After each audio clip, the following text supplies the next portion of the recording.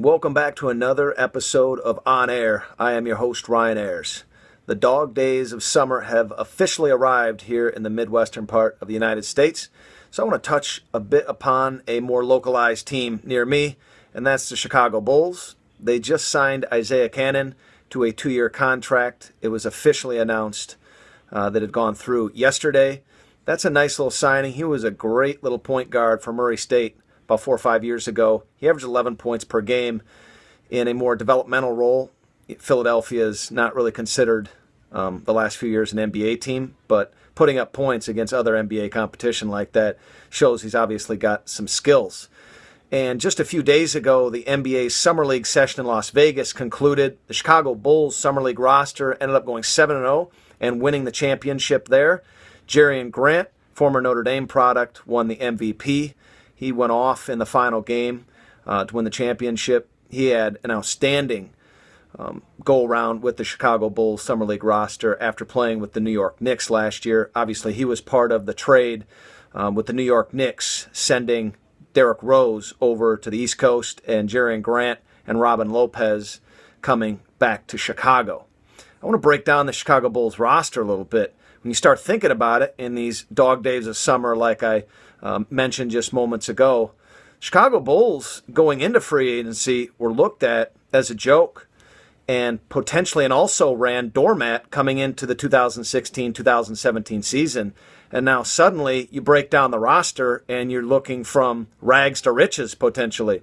Now, the Cleveland Cavaliers are still the kings of the East and will most likely make it to another NBA Finals with the greatest player on earth, LeBron James.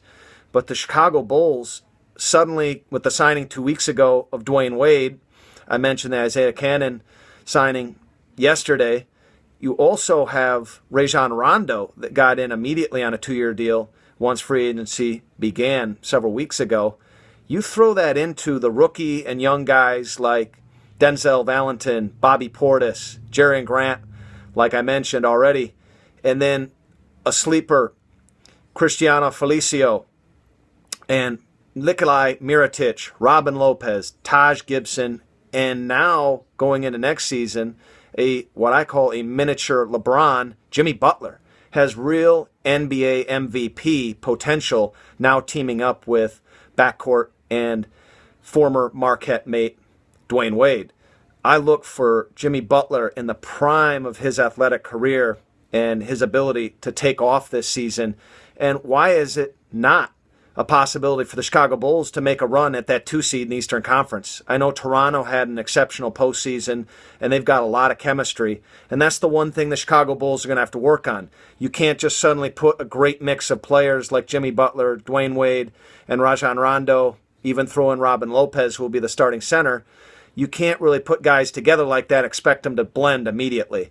But when you have guys shooting the outside shot like Nikolai Mirotic and Doug McDermott to go along with the aforementioned players that are NBA superstars or former NBA superstars that still have some stuff in the tank, you can't deny the possibility of them making a run at that 2 seed. It's going to take a little bit of time, kind of like what LeBron James did with Dwayne Wade in Miami. Their first year around, it took them the first half of the season. People were jumping off the bandwagon earlier in that season, but they ended up getting to the NBA Finals eventually. And it all is about chemistry. At some point, when are you going to get it? If they get it going on pretty early in the season next year, watch out for the Chicago Bulls.